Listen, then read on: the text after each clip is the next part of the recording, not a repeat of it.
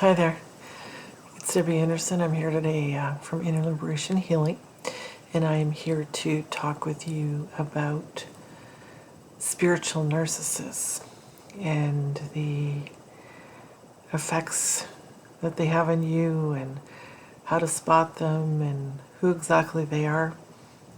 And I've called this post The Masked Healer. So I've had personal experience with narcissists over the years. One was specifically with a malignant narcissist who is a very dangerous kind of narcissist because they're not all the same. It's kind of like a spectrum. They can have traits that are more extensive, more problematic on one side, and then there's your sort of everyday narcissist who is the one who speaks about himself, talks about himself, looks at himself in the mirror, those kind of traits, which are not very dangerous or upsetting. They're almost laughable. So the malignant narcissist is almost evil. They have traits of narcissistic personality disorder and also antisocial personality disorder. So they can be aggressive and quite dangerous. So that's an experience that I lived through and have made it through and healed from that. The other experience that I had was with a female narcissist, and female narcissists are not as common, I guess, because of the social norm that we have, that there's just less female narcissists in our population. So it took me a long time to get over both of those situations. They were very traumatic, and all narcissists are difficult and tough and hard to deal with, for sure.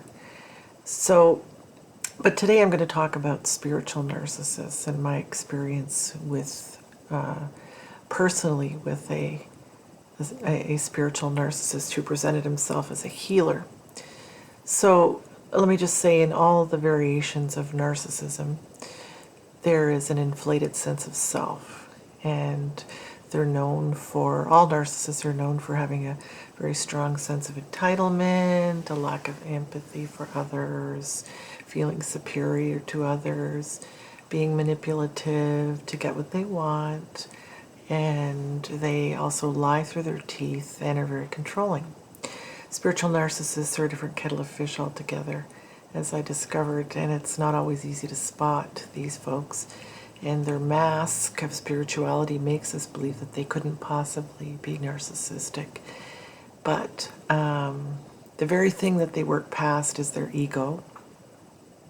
And it's what takes control of them and causes the sense of entitlement and the spiritual arrogance, if you will, towards others. So spiritual narcissists hit you in the worst way.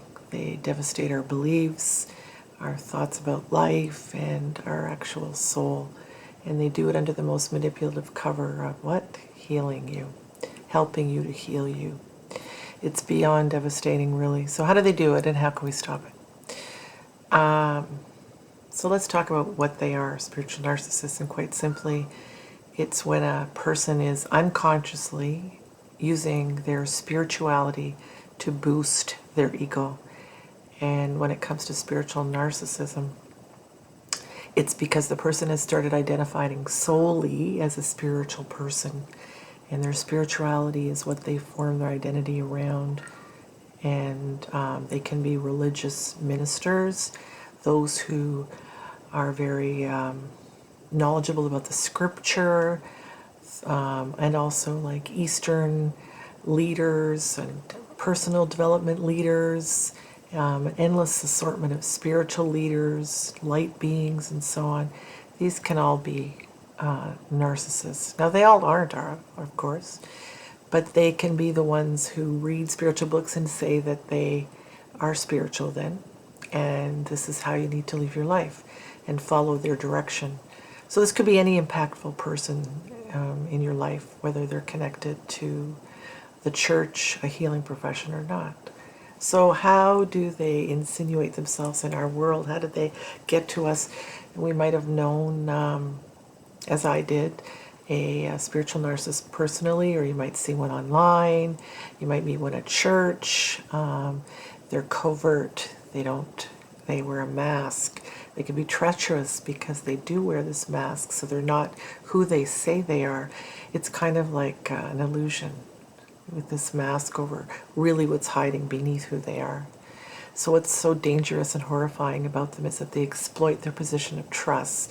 And if we're not aware of the only true authority in our lives, it's basically we can get conned into believing that someone else can have authority over us and can help us to follow their information, their so-called wisdom, which leads us away from who we really are.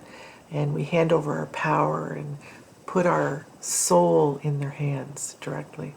So spiritual narcissists exploit people, and they twist and turn their stories, and they appear to be our friend, our guide, our mentor, is a person who's going to heal us, which is someone who is outside of ourself and is not a substitute for who we are and our connection to ourselves. So this is a false source. They fill a void within us often, and then they can become our false source, meaning the two versions that I'm aware of are abusive people that get hooked on our supposed salvation, yet they bring about our destruction instead. And number two is the temporary relief that never provides a long-lasting solution. That's what this false source is. So who are they connected to, and who are they not? Spiritual narcissists we hand our power over them because they proclaim that they are with spirit, and they immediately seem believable, and we might want to trust them in the hope that they can heal our pain, whatever that might be, whether it's emotional, physical, spiritual, and we see them as highly evolved people. So beware of anyone who's telling you that they will heal you back to your wholeness. They cannot heal you back to your wholeness. They can show you the way to help yourself, but they can't do it for you. And if they claim they can, that's not true. And a true spiritual healer takes you deep within yourself, so you connect with your own higher self, rather than getting you to follow them and their direction and only their direction. So if someone is cultivating a dependency with you, you might need to be very aware and wary of their motives. They want to take your resources. They want to take your energy, your life force, your money even, to create this collaboration between the two of you. And someone who has a connection with your prime creator will encourage you to become your own healer, and you do not need them. And their wish for you is that you have a close relationship with the prime creator, because they know you have a spark of the prime creator within you, and know that this is your connection to all that is, and that can heal yourself from this connection. They know that God is within you, and your ascension is in knowing who you really are, which is the part of the prime creator. So if someone is claiming to be spiritual and is not helping you to come to this place of truth and power and peace, then narcissistic or not, they're creating a powerlessness within you. And what are these spiritual narcissists telling us, really? Without exception, they are all teaching us a brutal yet powerful and difficult message about the importance of being connected to your inner self, to the divine prime creator. And the true source of power and consciousness comes through living life directly through the divine prime creator, who we are, and for us to stop handing our values, our truth, our power, our authority to outside influences, it's only because we are not we're not believing that we're whole. We think we're damaged and defective, that we go against our inner guidance. So therefore we hand over power, and we second guess ourselves, and we get sucked into the web of this narcissism. So the remedy is a conscious shift, becoming aware of the programming, of what you've been told. You're not defective, you're not damaged, and we need to earn our way back to God. That is totally untrue. We might have been brought up with parents that also believed that they were defective and damaged, and that they had to learn love and acceptance. So this utter shame is often generational. We bring it with us, and it's a chronic human condition around the world and in our population. So such programmed conditioning connected the world flooded with an overload of toxic trauma and separation from the prime creator. And it's meant that the toxic environment for spiritual narcissists has been able to thrive, as we can see clearly over the last several years alone. So what's the remedy for all of this? Connect with God, connect with the prime creator, whatever you want to call. And you're your own spiritual healer. You will evolve into a force of love and truth and knowledge that exceeds anything that you've ever known before. You will no longer consciously be drawn into these toxic relationships of untrustworthiness and dependency and narcissistic abuse, and you'll feel encouraged to be free and honest and connected with the prime creator as well. You can realize that these people will never heal you, and they're only there to use your resources, and that's how they feed themselves, with your energies, with your perhaps money at times, because a lot of these people charge money for courses or webinars or these things. But the truth of the matter is we can only heal ourselves with God, our connection with God and with God within. And if someone comes along and says it's different, that is entirely not true. They might, if they're leading you to ways to help yourself,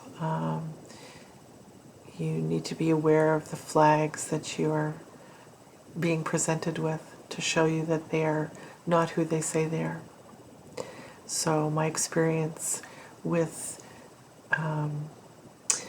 being connected with someone who presented themselves as a healer when in fact they are not who they said they were. And in fact, if they lie or if they try and control you, manipulate you, you know that this isn't in your best interest, and to leave that situation and tell other people about this particular person or who you see as the spiritual healer, when in fact they're really a narcissist in disguise. So I hope this is helpful to you, and until next time, take care.